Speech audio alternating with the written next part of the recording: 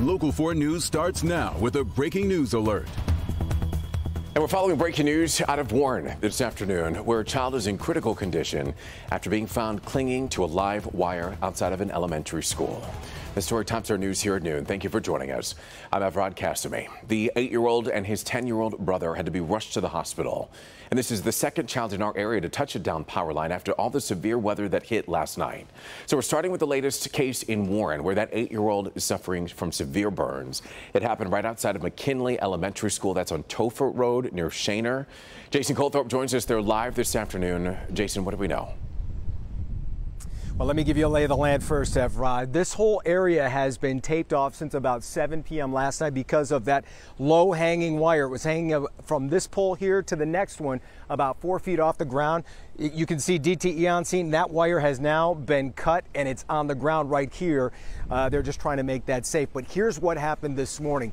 Three kids, I should say, including two brothers, a 10-year-old and an 8-year-old, were dropped off for school by their grandmother, not knowing that school was closed today. In the moments that followed, a neighbor tells me, a neighbor who called 911 was watching one of the boys, the youngest, wandered into this taped off area.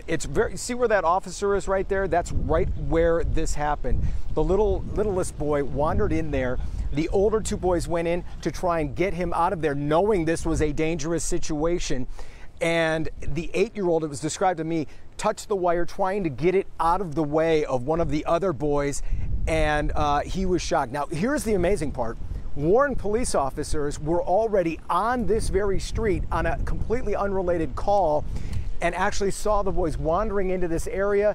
They saw the boy touch the wire, and here's what happened next. Two of the officers observed an 8-year-old victim clinging to a live wire. They immediately exited their vehicle, immediately pulled the 8-year-old off the live wire and also the 10-year-old brother. They immediately jumped into their vehicles with the victims, took them down to St. John Main Hospital.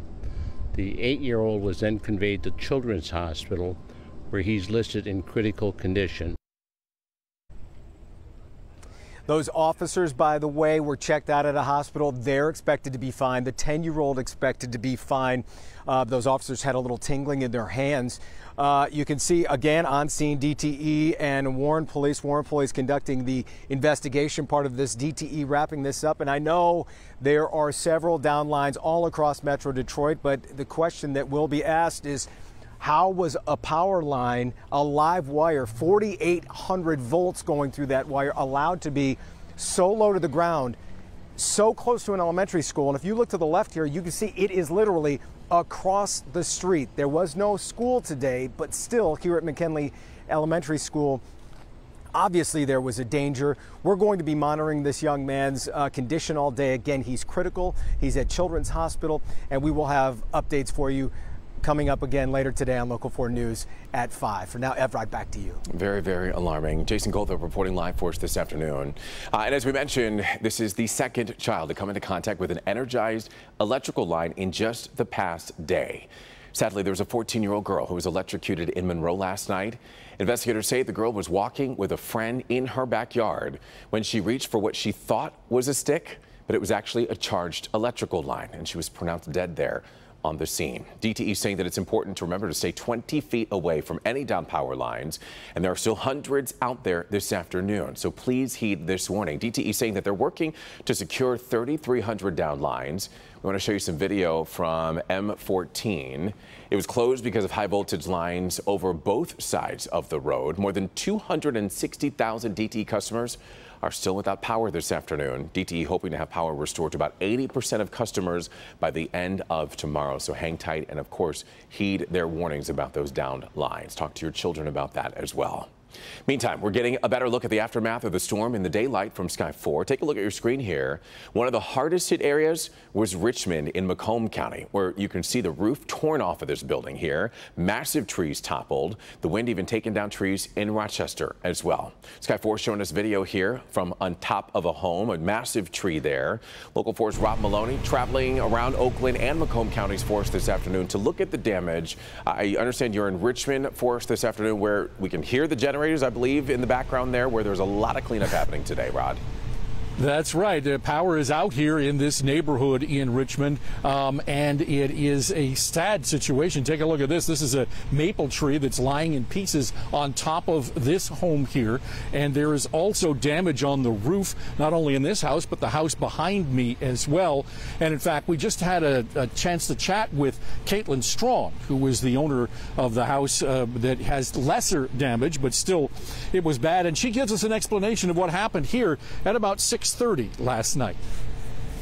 And I was picking up kids' toys in the backyard because the winds were picking up, and I started to get hit in the face with dirt and sticks, and I knew something wasn't right, so I dropped our stuff and I ran up to the deck, and by the time I got to the back door, it sounded like chaos. All these trees went down at one time, and it was like toothpicks snapping is the only way I can compare it, but on a much larger scale.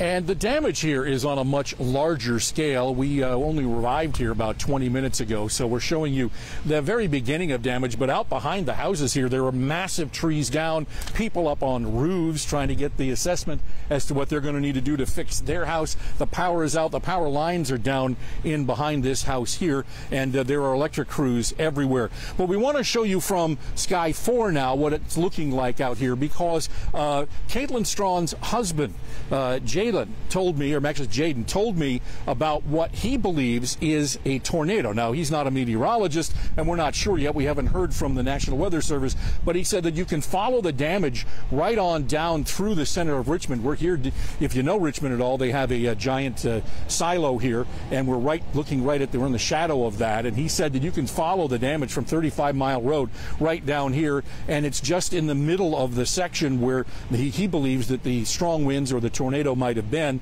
and then everything around it is perfectly fine.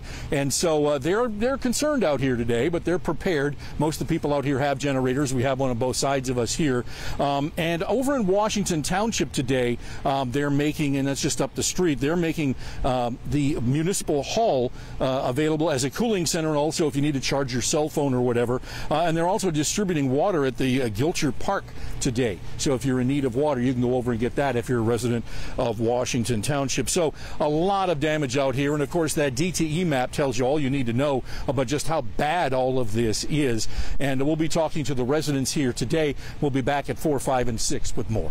Reporting live in downtown Richmond, Rod Maloney, Local 4. So much damage and a lot of cleanup underway. Rod, thank you. We do want to bring in Brandon now for a look at your 4-1 weather forecast. The Weather Service going to be out today, Brandon, looking at all of the damage. A couple of spots of interest out in Livingston County and then up in the Richmond area, where they'll try to determine whether it was straight line winds or a weak tornado. But odds are straight line winds from the damage that we are seeing, but still they'll be out, and the reports will be available later this afternoon. We had dozens of severe storm wind reports here in Metro Detroit. Lapeer getting hurricane force wind gusts, 74 miles an hour. East-northeast Detroit at 70. Even Mount Clemens, Monroe seeing 63, 64 mile an hour gusts.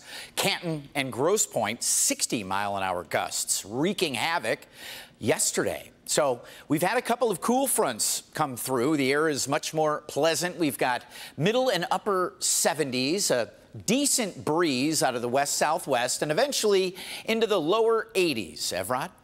All right, Brandon, we'll check back in with you in just a little bit.